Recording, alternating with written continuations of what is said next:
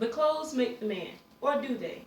Many people consider clothes to be an expression of one's personality and style. So when schools implemented the uniform policy, parents all around the country picked a side, uniforms or no uniforms. I'm a student who attends a school that has enforced the uniform policy, but I have also attended a school that didn't have to wear uniforms. Being that I have attended both, I have observed the differences between the two, and I believe that students shouldn't have to wear uniforms. Why, you ask? Because the main difference between the two schools is the rigor of the curriculum. At the school where students don't have to wear uniforms, students perform better on standardized tests and have higher GPAs. Although some may argue that the school I previously attended is larger than the school I currently attend, that is irrelevant. The students at the larger school are performing better because the teachers aren't constantly distracted by the dress code policy they must enforce. I have noticed that teachers spend more time talking and having meetings about dress code than they do spending time improving the curriculum. Most people who agree with the uniform policy will also argue that uniform clothes are more affordable than casual clothing. I can attest to this as being completely false.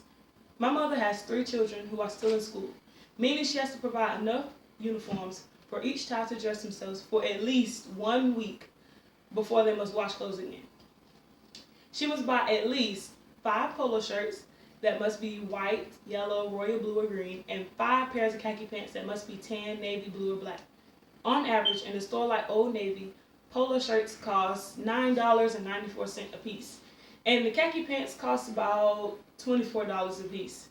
So a parent with 1 child has to spend almost $175 just to dress their child for 1 week.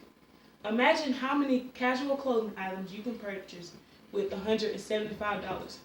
Definitely more than 10. Uniform lovers may also argue that uniforms eliminate bullying in the school system. This may seem logical to an adult, but in reality, kids will be kids and will always find something to joke about.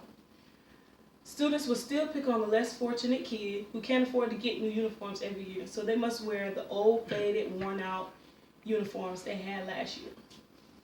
I believe parents should remember that kids are just that, kids, and they want to be able to play at recess or in the gym without worrying about getting their expensive uniform shirt or khakis a little dirty.